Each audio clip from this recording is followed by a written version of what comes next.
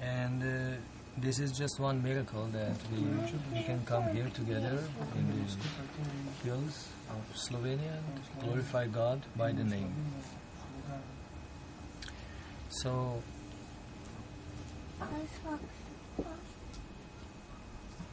what is more interesting for you? Is the Supreme Lord Himself, or the Divine Couple, or His name?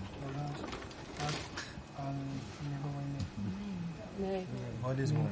Name. So if God comes here, He said, give me your name.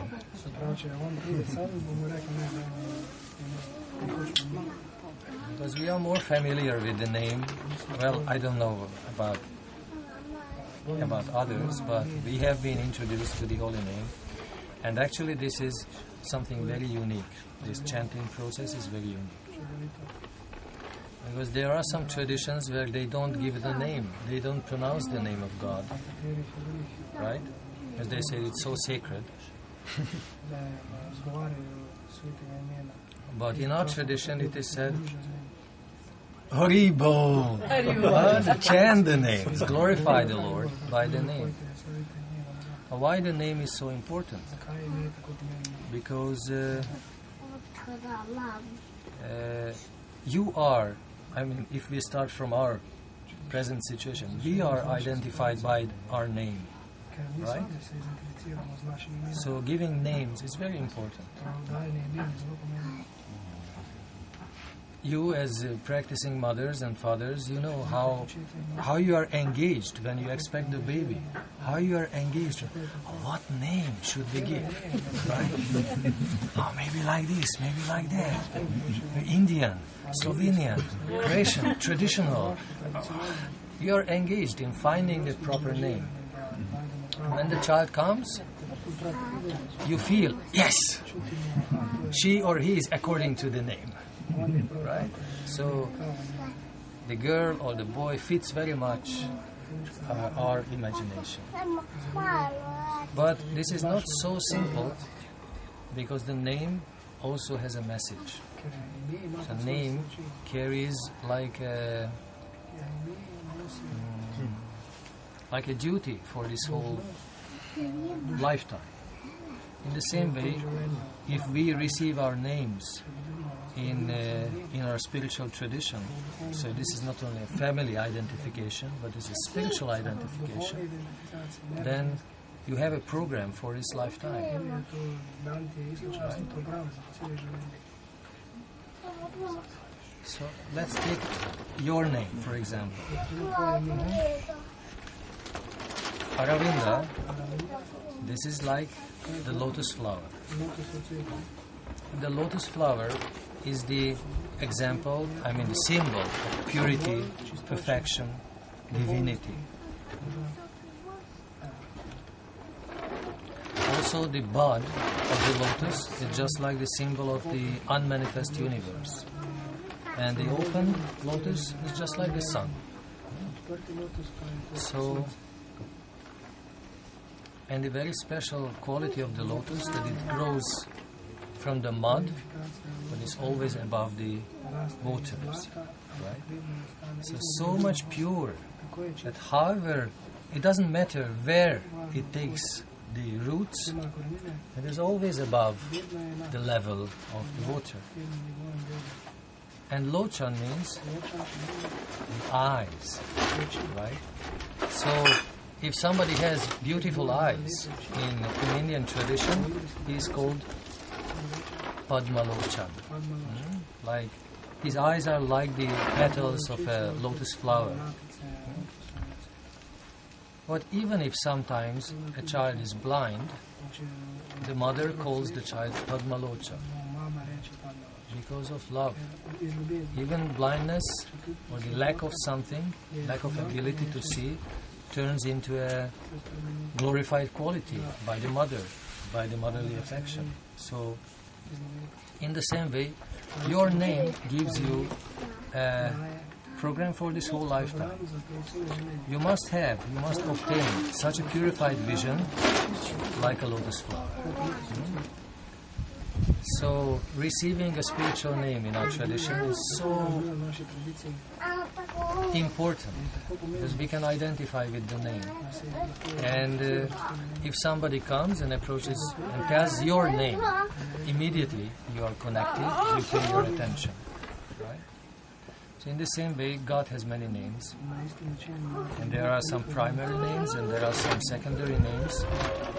And it is nice to glorify Him by the secondary names, but it is best to call Him by the primary names, like Krishna, Govinda, Gopal, etc., many names. Ultimately, we can say that all the words, all the expressions of this manifest universe describe God. Right? So if you say rose, it is yet another name for God, for Supreme, because this is so beautiful. Right? Still, this is little, so not so direct. You see, if we say rose, but if we say Krishna, it's different. Anyway, the name, therefore, is very important because we can name God by the name. We can approach Him through the name, and in this way we can establish a connection.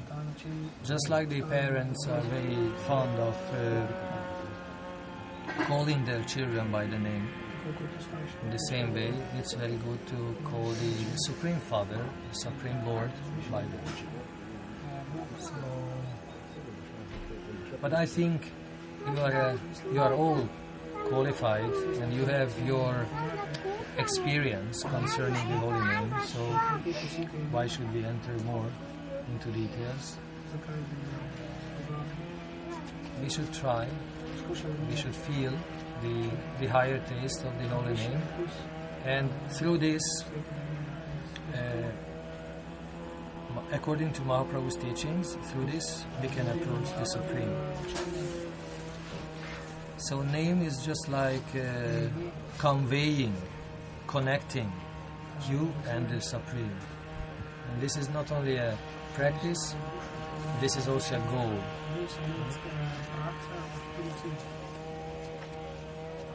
To call the name of God with pure heart, this is the goal. So we have to give a chance to ourselves to chant the name. We know that it's easy, it's enough to chant once perfectly, and then you achieve all spiritual perfection. So you might say, well, I will take my time. Today I don't chant because once is enough, but we have to give a chance, and by repetition accomplishment will come, they say. By repetition accomplishment will come. So we have to repeat the mantra many times until we can repeat it only once. Once in a perfect condition, once in its entire power. So, as we call our beloved ones by the name, in the same way we should, and even more refined way, we should call God by the name. And if there are so many secrets and so many treasures are hidden in the holy name, you can imagine what is there in the person, in the divine person. If the name is so attractive and so sweet and so deep, the object of the name, the subject of the name, depicted by the name, is also very deep and so.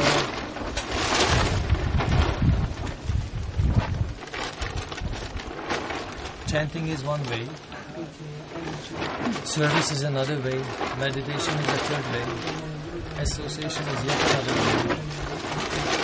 We have so many chances. Let's take our part in this holy process, divine process of Bhakti.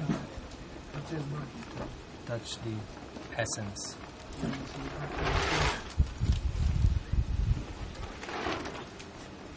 So please go on with your spiritual services, chanting your mantras.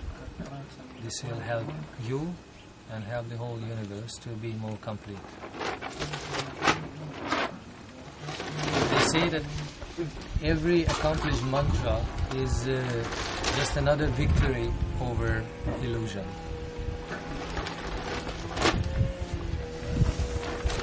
So don't forget that.